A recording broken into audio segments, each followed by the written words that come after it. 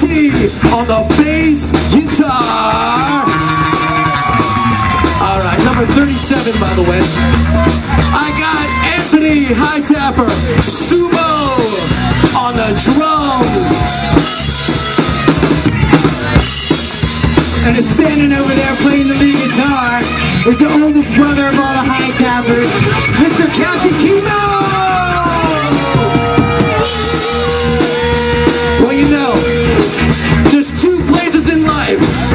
There's the place that you live, and there's the place that you're from. We're all from the house of Wasabi. Oh God, it's crazy. We've been playing, Kimo and I have been playing together for over 30 years. And Anthony came in about 15 years ago now. Seems like 15 years ago. He's only 16 years old, but he was only 16. He was. But talking about gigs, I think one of my favorite gigs was opening up for the Misfits. They've always been a great band in my world, and it was awesome getting to share a stage with them. Even though we had no room whatsoever on the stage of the record, it was still awesome getting to be there and having that awesome, I mean, wall-to-wall crowd, completely filled from end to end. It was just exactly what we got into this business for. How about you?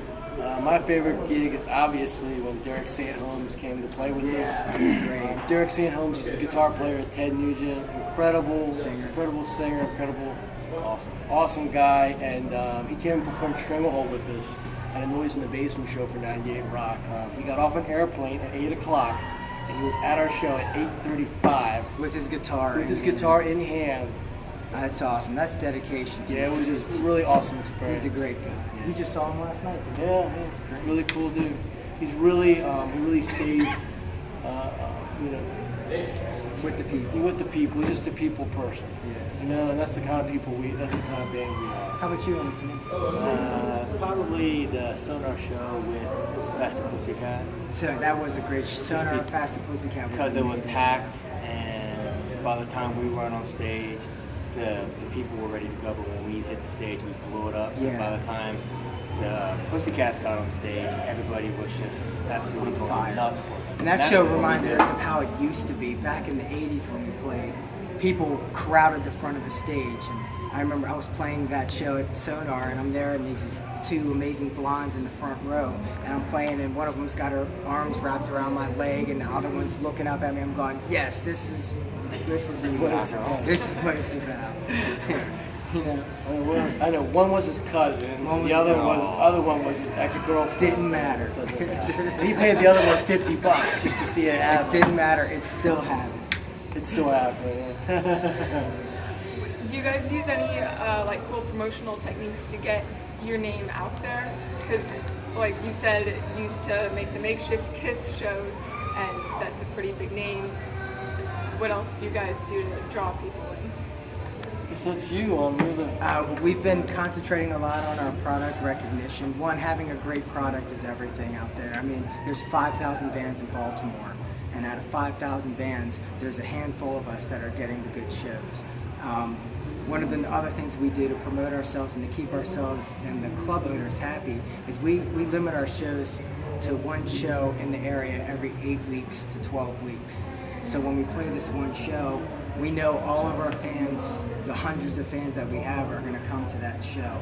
And then we play the rest of them in Frederick, Maryland, away from where our fans won't come, and we advertise in those areas. So it was just kind of a marketing ploy that was considered, I thought it would be too much to oversaturate yourself in an area, but it's better to give everybody a great show, and then they'll remember you. They'll want to come back and see you again. So 3 months later, they're like, oh, Wasabi's in town. They're opening up for Charm City Devils. Let's go check that show out. You know, it makes it worth the $20. So basically, what sets you guys apart from the 5,000 other bands that are in Baltimore? Why are you guys awesome? Longevity has always been a key to those 5,000 bands. A lot of these bands get in projects, and they do, and they'll stay around for about a year, then break up to start something else. Everybody and their brother's got a garage band, and it's great. I love the idea of that. Don't get me wrong, I'm not doubting that. The concentration needs to be on making sure that you're bringing forth a show that's worth the $20 that the audience is going to pay. We know that $20 is not easy to come by. If you're going to go out and go see Foo Fighters play, you're going to spend $250 to go see them, and you're going to walk away saying it's worth it. Well, we want them to come to our shows going, it's absolutely worth it. I would have paid twice that. So one of the things we do is we concentrate a lot on staging. Our music flies from one great original to the next. It seems like no matter what we do, we're bringing you to the edge of your seat and keeping you there for the entire event for the show. That's what Wasabi's all about. Is we just this hard-driving, great energy rock band that has that's been a long time in coming. Been a long time in the making as well. And the songs that Kimo are writing, I'm writing, they all mean something deep to us. And every band out there seems to be on the right path that way, but they're just not taking it to the next level.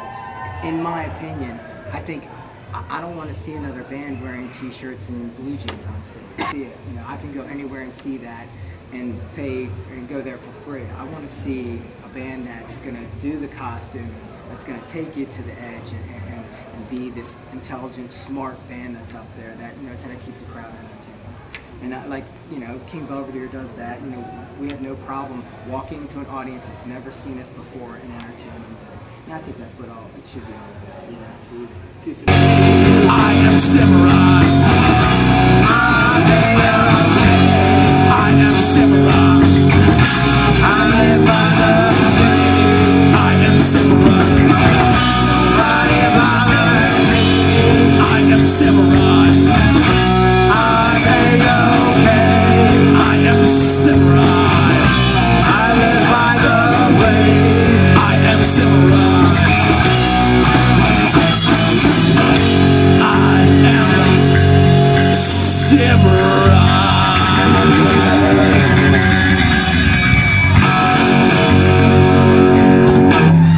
A few things for me too. Number one, we're all brothers. We're all brothers of the same mother and the same father. Yes. And that's we're not sure about him quite yet, but the analysis should be back Monday. They can't find the milkman that used to come around. Right. They can't find the milk. He's missing. The other thing is write good music. If your friends don't like your songs, well, chances are it sucks. I mean, there you go. If you write a song and they're humming it on the way out, well, you know what? That's a good song. You might want to keep that one. And also for us, we like to play a few covers every now and then, from our past. It's nice to touch on your past. And by playing a few covers every show, it's nice to touch on that, and it just reminds you and your fans where you came from.